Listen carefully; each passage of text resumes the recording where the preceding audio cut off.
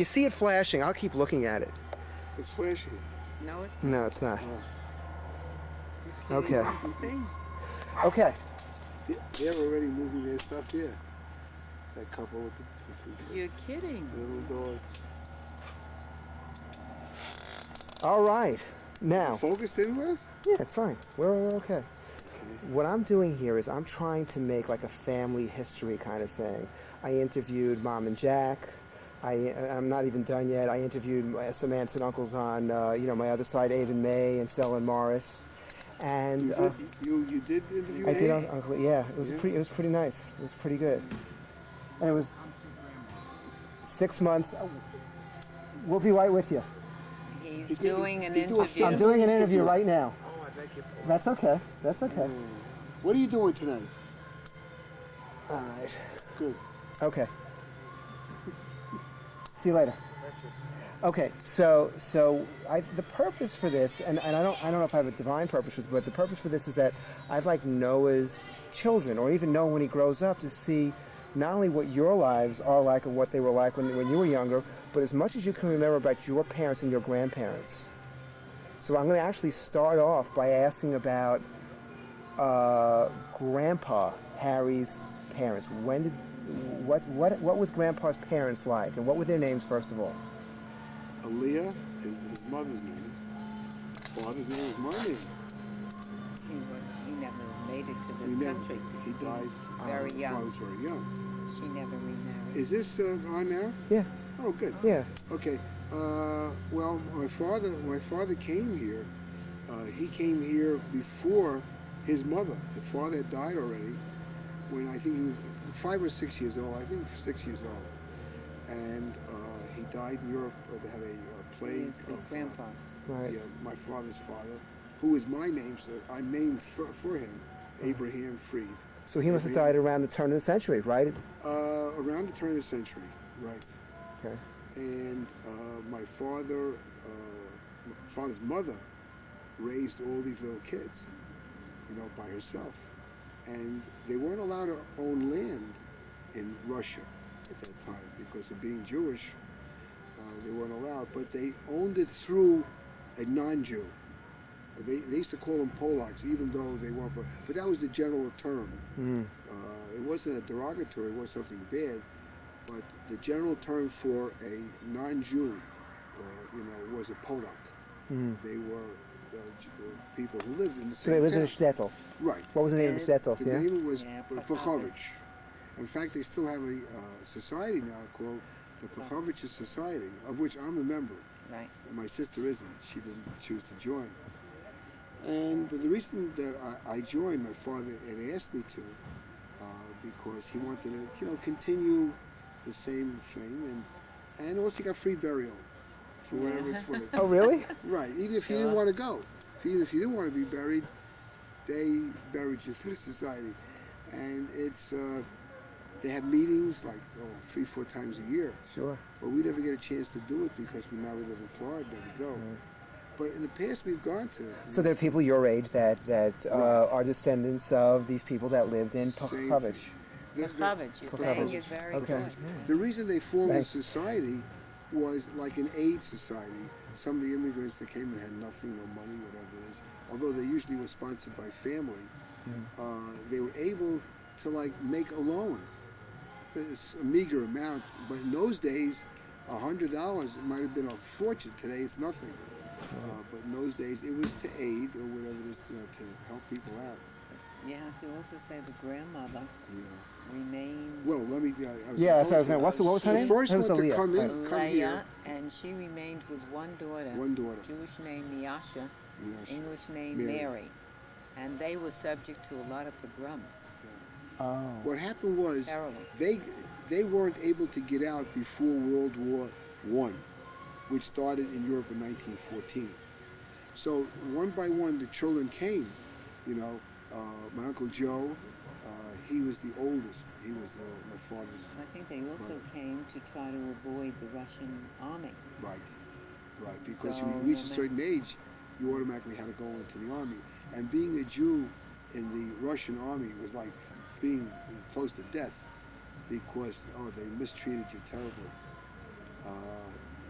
But most of the Jews that went into the Russian army were usually educated, and they became scribes.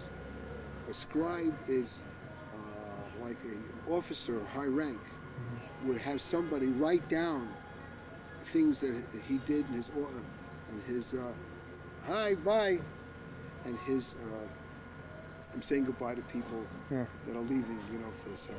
Yeah. It's the end of the summer. So Right. Jews became, a lot of them in the Russian army became what they call scribes, because the officers needed somebody educated who could write, would write down their orders. And so a lot of Jews got those jobs, Right. which were pretty, not cushy, but they were able to be in better circumstances. And my father came to this country with very difficulty. He got terribly seasick. I remember the stories. Wait, how old was he first? My father was around 16 years old. Most of the time they lied about their age. My father, I know, lied about his age to get a cheaper fare. If you're under 16, you got a cheaper fare. And he came over to different, he had to go to different ports. And he lived outside of Minsk. This town of Pokrovich was about 60 miles northeast of Minsk. And he had to go by train to the Baltic, which was St. Petersburg. That was the port on the Baltic. From St. Petersburg, he went to England, to Liverpool. He called it Vrul because he couldn't pronounce it at the time, but it was Liverpool. Which is a port. A Liverpool, right, a port in England, and came over to New York, to Ellis Island. I believe it was 1911, I'm pretty sure. And he came, of course, a steerage, because that's how they did it. And the name of the boat, do you remember the name of the boat? It was the Cunard Line, and the name of the boat, oh God, was the Laconia. Wow. I remember all that. I remember the Laconia. I remember stories that he told while in Russia. Oh, What? With the pogroms. kartoffel. What's The that? pogrom. Kartoffel is a potato. And how they would each get like a tablespoon full of potatoes. In other words, she'd cook up, she had, 5 children. Right. And she'd cook up a pot of potatoes.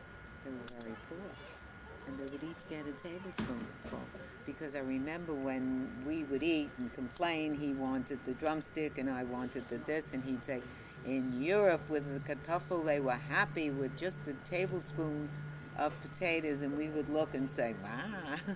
Because we didn't These realize, big, tough times. even though we weren't wealthy people, Going that backwards, going a little backwards, my father's father, who I'm named for, Abraham David Fried, Avram David, really, in the Yiddish or Hebrew, he was a prominent man, even though he was a Jew, because he had tremendous knowledge of horses. And he would be like the go-between. They would hire him to look at a horse to see if the horse was healthy by looking at the teeth. He had that much knowledge of horses, and he could ride horses like unbelievable, fine horseman. And he had a red beard, and when he rode a horse, he was very, very prominent and well known by the Russians, who were called Polacks at that time, by the Jews, the Gentile. So they would hire him, Gentile and Jew alike, to be the one to save a horse. They called him the Maven. This is your grandfather, Yes, my grandfather, Right. my father's father. who died young. He died very young. He died He when he was had- in his 30s. the typhoid fever. Typhoid fever. Wow. It was an epidemic. That's where the red hair, I guess, comes from. Has to. No. Well, I mean, why you're Yeah. red? Right. He had a red beard. My father also had like a red beard, sort of a reddish beard. Right. But my mother Yeah, but then again, had a red hair, Yes. so she was a redhead, She was and my Auburn. father. She wasn't red. family. She had Auburn. Well, we're definitely going to get to your mother, but I just want to, one of the Because things. her sister has Right. 2 redheaded kids also. Redhead here. I don't even know her sister. You don't? I don't know Well, if you she ever died. met them. That was, her name was So, Becky. so going back to my father's. Yeah. You era- know, when you also talk about the tablespoon of Kartoffel, you know, I remember Grandpa being very slight, small, Small. and I have a feeling that had something to do with his nutrition. Not Well, really. no, in Europe he was heavy. There were pictures where he has these heavy hands where we Not could true, see. because the oldest brother was a tall man. His Uncle Joe was tall. Oh, okay. You see, so really, really had nothing to do with it. But I give He you. was fat like until 16. And then he slimmed down once he came to this country. Well, that's Because amazing. my mother used to say to me, you know, we were always heavy in the family. And I would say to her I was very unhappy, heavy. And she would say to me, no, it's not going to be. When you turn 16 like your father, you're going to get slim. So I thought it was a magic. By the time I got nice, that True. was not It happened, happening. right? That's what she said. It happened. But it happened not because it all was a magic. I had such bad strep throat, and I had tonsils out where they thought I was never going to talk and whatever again. So by not eating, that's how She was I right, slimmed down. but she was right. It was But about another time. it's some magic. It's Well, What I did you- go what- backward to Russia about my. Well, Okay, let yeah, him let's go to ask, Russia, yeah, 'cause I was- I Now, thought he with was my gonna- father, he would tell us the story of the pogroms. And the pogroms are certain times of the year, especially Christmas and Yes. Easter. And They knew used they to, were the coming. Cossacks were very ruthless. They used to look for Jews to kill because and women they, to rape. right, That's they why used they to, hid this Miyashin, Right. Mary, yeah. hid her literally, so that they would Well, hear this the was horses. later. This was later. This is this how was they later. tell the story. She was very young.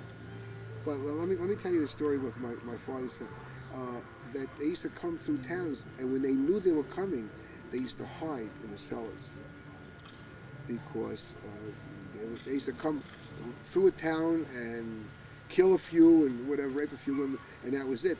They didn't occupy a town, but they would go through. And pogroms used to be at Easter time because that was the time they blamed the Jews for killing Christ. And so Christmas and Easter, those were two of the prominent times.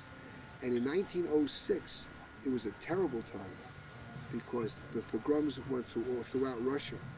So a lot of Jews in that area decided to leave, but they had to wait for quotas. In that time, and I don't know, I think they still do today, but today anybody can come in this country illegally. In those years, you couldn't. So really they had had to be on a control. quota. And so from 1906, it was in that his section of Russia was a tremendous migration out, not only to the United States, but even to Canada, to any other country. Chicago and, Yeah, but and they had to different have places. people And, that sponsored them Right. too. They had to And one sponsored the other. right. but it was always a tremendous undertaking. So were for- there Bukhovich societies, let's say in Canada and in... No, not that I know of. But the It wasn't guy- that big of a town. You know, it's a funny thing, is that when I had my place in Palm Air in Florida, and there was a family named Freed, and you know, you think it's a coincidence. You know, they're from Florida, from Windsor, Canada, and the sister, who was a Freed, but of course a different name that she got married, her place was for sale. And he said, oh, you got to look at it, you know, because we were thinking of, you know, upgrading and getting a bigger place. And we go to look, and I go in, she says, oh my gosh, she says, you look just like my brother. And he says, your brother? Yeah. What's your brother's name? And she tells me, I forgot his first name, Freed. I said, oh my God. So I said, where is your father from? From Russia. I said, what town? Bukhovich. So now she jumps to the phone and calls her father in Canada to try to find out the Carolina. How old's her father? Her father was like my father's age, But so he was probably 100 years old almost. now. No, No. This is when This it is first, about 10 years Oh, ago. it's 10 years more ago. than 10 Okay. years ago. More. Yeah, well, roughly 10 years ago. And my pop's dead is 10 years. No. So it was more. It was like maybe about 12 or 13 Okay. years. Anyhow, it was such a coincidence. Wow. So when we used to see each other, you know, like on a tennis course, hey cousin, hi cousin, because we figured we were related. You're probably And the in some- funny part of it is that there's a place called the Red Apple, which you pass by. Reuben Fried. Right. Reuben Fried is also a distant relative. Because when I first came to the Red Apple, right, and he was a very friendly man, since then has passed on, and his name was Reuben Fried. So I says, well, where do you come from? He says, Russia. I says, where in Russia? He says, well, you probably never heard of it. I says, where? A town called Pukhovich. I says, my father is Harry Fried from Pukhovich. Your father is Harry Fried. He knew who he was. Wow. They belonged to the same society, and my father used to be called Ayer, the Hebrew or Yiddish word named for Harry. So it was a funny thing. What did Grandpa Harry do when he got off the boat? What did he do for a living? Well, What did he had do? no trade really, but they took him. Family were in the needle trades, ladies' coats, and a cousin called Pinkowski, and they taught him. And he made a lot of money in those days, like $2 a week, I think. I remember he was telling me. But don't you kid know, yourself. You saved his own 95. Well, it was money was, you know, worth a lot in those days, but you made very little. But it went a long way. A loaf of, I think Nickel. a nickel for a loaf of bread. I think 3 rolls were for probably a nickel. You know, whatever. Cigarette maybe was 2 for a penny. 3 for a It was penny. pretty cheap. Anyhow, and the first people that took him in were first cousins of his mother's side, and their last name was Malkin, and he had a room to live in, and that's how. Hello, and it's a quite interesting, you know, background. But my father my father used to tell me one story that was so incredible, because when you're a kid you don't realize things. That amongst his friends, they Good. And I'll just keep watching it. I'll keep looking here, seeing what's going on. we'll Well, try we to didn't look. see any blinking. No, because you really can't see it where you are, because it's too light. So you were saying that... So my dad, when he grew up and with his friends, the badge of honor or the sign of manhood was if he could swim this river, you know, from one shore to the other. And I don't think it was a big river because they were young kids. My father, you know, was young when he left. So he wouldn't do it because they would ridicule him, he figured, if he couldn't do it But you were a very strong swimmer. He was. And where was this? in Russia. In Russia, okay. So now he got up early in the morning one day. He says, "I'm gonna do it, because I'm gonna show my friends that I can do it and be like them, you know." So he goes and he swims the river. When he got to the middle, he said, "I can't make it. I can't do it," and swam back. When he got to the other side, he says, "Oh my God, dummy! If you kept going, you would have made it because you went halfway anyway." And that was such a big laugh. He laughed at himself. And then he said to his friends, "I could do it. Yeah, sure, do it." And he did it for them. And he became like part of the gang, gang, whatever, friends. So that was a big triumph for him. Big triumph. But when he came to this country, it was terribly rough seas. And he got so seasick that he was...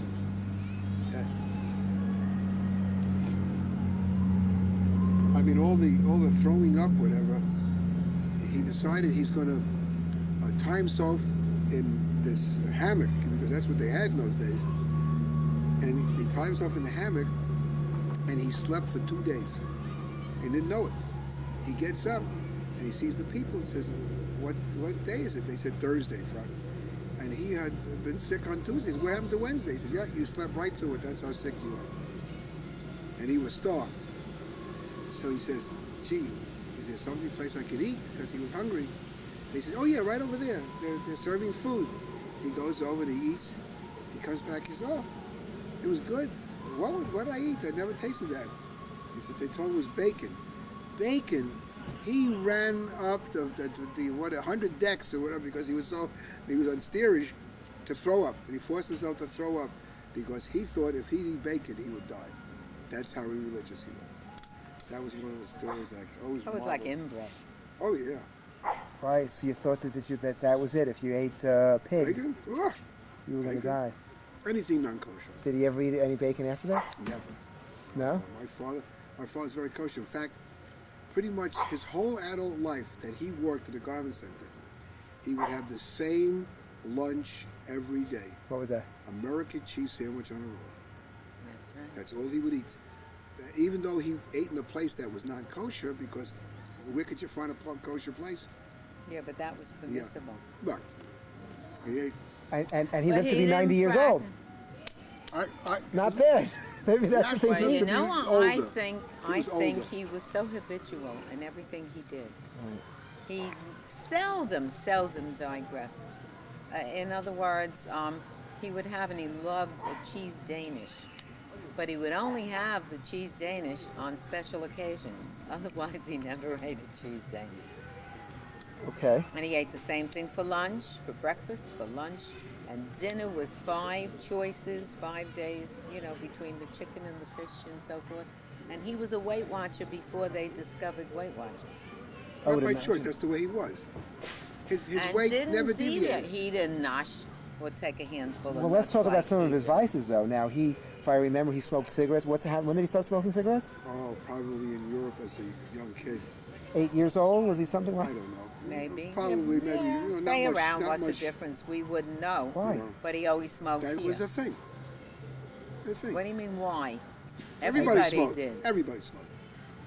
You go to Europe now, everybody smokes. And he could still swim across that river, though. Swim, incredible stamina. Not at the river. He used to go. We lived in Coney Island, He remember? was a very wiry We grew up. man. Actually, what I want to do is I don't want to get too ahead of ourselves because I want to get to your mom and your mom's family, and then what I want to do is get to a little bit about how they met, and we'll close that gap. But let's talk about your mother's family. Who are your grandparents? Gee, my grandparents. I barely can remember my grandfather because I was very, very young when he died. I barely remember a bearded man. He had a beard. But my Do you grandmother. remember him as an amputee? Yeah. Yes, yeah. He had Yes, diabetes. And diabetes was very prominent in the family. In fact, it ran through the whole family. Even his son, my father's brother, my mother's brother, excuse me, Harry, was amputee also from diabetes. And my mother, I don't know, Sister, Becky, went blind. and But they my never, mother none never of lived them, long enough, That's unfortunately. right. They were not young. So I was always concerned about it and always being checked. I'm sure, of course now it's an automatic checkup for diabetes. And you worry because, and as well as my children, you should always watch and be careful because And I sometimes it yell at skips, mine, and you think skips that, generations, so you gotta be they careful. pay attention. Now, so going back to her, He was a shoemaker. yeah, he was a shoemaker, but again, he was very young when I died. But When I died? his wife, when he died, but his wife, my Incarnation. grandmother, my mother's mother, she was just like a sweetheart. She used to take. What was her name? Oh God, what's her name? Just a minute. All right. Well, what was she like? Then you get back to her Okay. name. Okay. To come visit us, we live in Coney Island, where she lived, East New York. She had to take at least 2 trains and long walks. And she always had something for us. And most of the times it was Malamars. Malamar. Malamars, she knew we Come loved with the Malamars. shopping bags. And she used to come bring us something, Malamars. And how much money did she have? And God, I'm glad you had the fare to come. so it was very, They were you gotta remember, very, it was very very tough poor. times. Very tough times.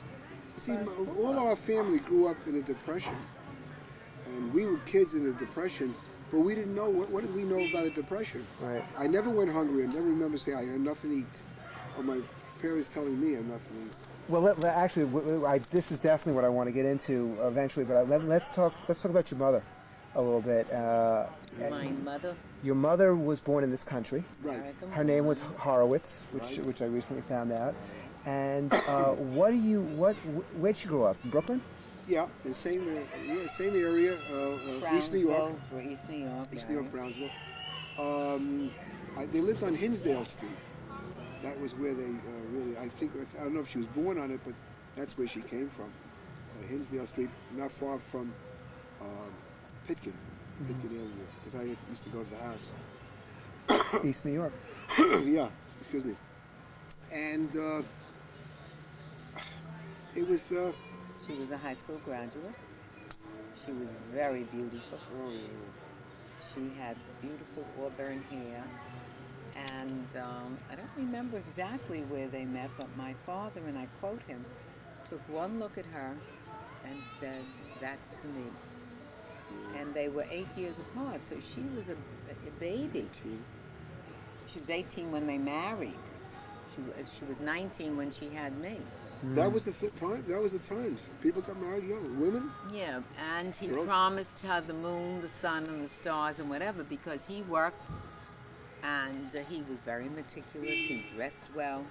He He had did very well. by He yeah made by money. that time He was he wearing was silk shirts. I remember. so and he then- had a buck, and she was very impressed. Yeah. And he used to rent horse and buggies and go to Prospect Park riding in horse and buggy.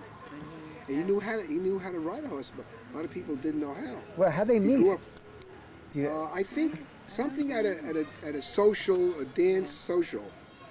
That's where he met her. but I get this impression. Here's this very pretty, I don't know about sophisticated, but educated, certainly, Yes. young girl For those days. for those days. Went to, finished high school, American. Yes. And here's a guy that's immigrant. European. Right. You're very European. What was the attraction, you think? What do you think? He was He older. older, and he overwhelmed her. I think so. Yeah, overwhelmed her. He was generous beyond your imagination. Everything and anything, according to how the story goes. In fact, a gorgeous ring, when she was finally condescending, because she was very young. She didn't really know anything. And he was not crazy about her family. He mostly wanted to stick only to his family. Because in the years, that's what happened. So what year did they get married? 1922. 1922. 1922. 9 months to the day before my sister here was March 10th, they married in June, and I was born on March 10th, Wow. following within the 9 months. In those days, Oh my goodness. That's it, yeah. everybody went like this with fingers because it Which was was ridiculous. Shonda. Oh my Right. God. It was like, oh, And when they So- said full 9 months, Okay. everything Perfect. okay. The sheet, the whole thing, you think happened there? The sheet, I don't know. But but because I remember them telling the story. those were the times. They would say the story, and I said, "Wasn't that ridiculous?" And they'd say, "No." June, July, August, September, October, November, December, January, February, March. It's all right. Perfect. Do you think they were virgins when they got married? Do I think? Definitely. Well, I don't. You can't swear for anybody. Probably my mother was. My father was. Had no idea. That's funny. But he was much older than her. Remember, That's true. he was in his about 27 at least. Well, I look He at was their. exactly 8 years older. Oh, 8 years. So It's funny. I look at their wedding picture, which you gave me, and the one does not look older than the other. I mean, he looks like a baby. Yeah, he was happy. He looked younger for I his age. hope Youthful. we both have that. Yeah, he good was youthful. gene. Yeah, He I was think youthful. Hey. forever. You can't really know or tell. You know what I mean? In those years. Right. Well, yeah, it's an old photograph anyway from 1922. Where did you live? Where'd you live? Always Coney in Island. Coney Island. Coney Island, Mermaid Avenue. Mermaid Avenue. Okay. So you were born first, in I guess 1923. Well, don't show this to anybody. This is yet. I'm going to cut off the age here. Right. 1923, and He was born in the Depression. 29. No, I wasn't. I was born in February 1929. The Depression was in October of 1929. So I was born before the Depression. you were born But during good times. Yes, very good times. What are you talking about? October, November, December, Listen, January, listen. February. Gotta listen again. I was born in 1929 in February. The Depression Hit was 6-8 months later. 8 or 9 months later. Right. So was the Freed household Brought on doing the well? Depression. I'm sorry? Was the Freed household doing well? Very well. A Freed house, He- very he well. did very well. He made a very